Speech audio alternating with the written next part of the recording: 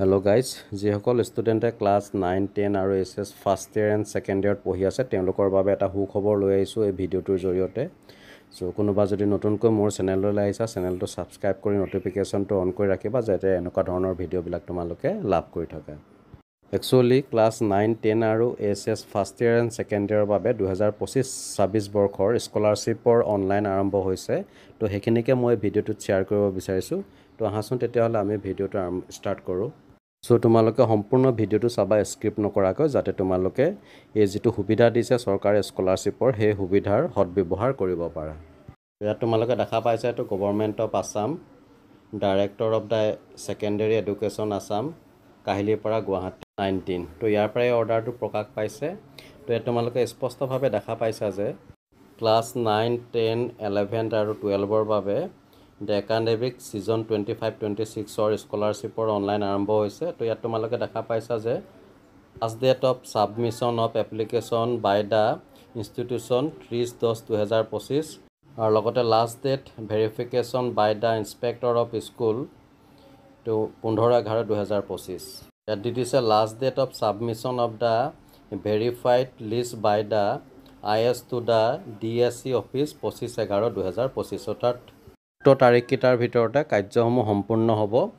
এই সুবিধা লাভৰ বাবে যিকোনো ষ্টুডেণ্ট চৰকাৰী শিক্ষানুষ্ঠান বা চৰকাৰৰ দ্বাৰা প্ৰভিন্সিয়েলাইজ স্কুলত বা হায়াৰ ছেকেণ্ডেৰী স্কুলত শিক্ষিত হ'ব লাগিব। কোনো প্ৰাইভেট স্কুলৰ কথা ইয়াত উল্লেখ কৰা নাই।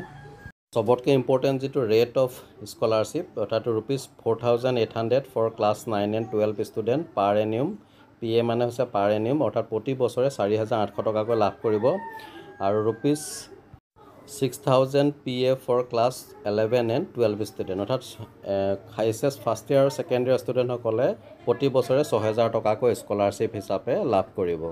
এই টকাখিনি সোমাবৰ বাবে ছাত্ৰজন বা ছাত্ৰীগৰাকীৰ নিৰ্দিষ্ট কিছুমান ৰিকগনাইজ বেংকত তেওঁৰ নিৰ্দিষ্ট বেংক একাউণ্ট থাকিব লাগিব যাতে পইচাটো ডাইৰেক্ট তালৈ ট্ৰেন্সফাৰ হয়। আমি general instruction to the head of the ইনষ্টিটিউশ্যনলৈ কি দিছে এইখিনি অলপ আমি ডিছকাছ কৰোঁ। 1 নম্বৰ পইণ্টটোত দিছে each institution shall register and submit online application on the বিহাল্ফ অফ দ্য ইলিজিবল কেণ্ডিডেটছ। আৰু 2 নম্বৰ দিছে candidate need not submit individual application from their end. অৰ্থাৎ ছাত্ৰ ছাত্ৰীসকলে নিজাববীয়াকৈ এইটো অনলাইন কৰিব নালাগে। তেওঁলোকে যিখন শিক্ষানুষ্ঠানত পঢ়ি আছে সেই স্কুলৰ অফিচৰ ফালৰ পৰা এইখিনি কাম কৰি দিব। তাৰ বাবে তোমালোকক যিখিনি ডকুমেণ্ট বিচাৰে সেইখিনি স্কুলৰ অফিচত যোগান দিলেই হ'ল। কিছুমান অনলাইনৰ প্ৰচেছ দিছে যিখিনি তোমালোকে নকৰা, এইটো স্কুলৰ তোমালোকৰ যিজনে অনলাইনৰ কাম কৰে তেখেতে কৰিব। তো এইখিনি তোমালোকৰ বাবে ইমান ইছেঞ্চিয়েল নহয়। ডিয়াৰ ষ্টুডেণ্ট, এই স্কলাৰশ্বিপটো আছিলে actually scholarship to the differently aided student studying in the class 9, 10, 11 and 12 অৰ্থাৎ যিবিলাক শাৰীৰিকভাৱে অক্ষম সেইসকল ষ্টুডেণ্টৰ বাবে স্কলাৰশ্বিপটো মুকলি কৰি দিয়া হৈছে, সকলোৰে বাবে নহয়।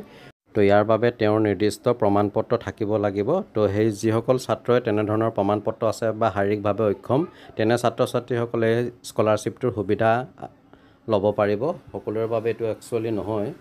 যাৰ লাষ্ট ডেট দিছে এপ্লিকেশ্যনৰ 30/10/2025। তো এই অৰ্ডাৰটো মুকলি কৰি দিছে 7/10/2025 তাৰিখে যিটো ছেকেণ্ডেৰী এডুকেশ্যন আছামৰ যিজন ডাইৰেক্টৰ মমতা হোজাই তেখেতৰ ফালৰ পৰা।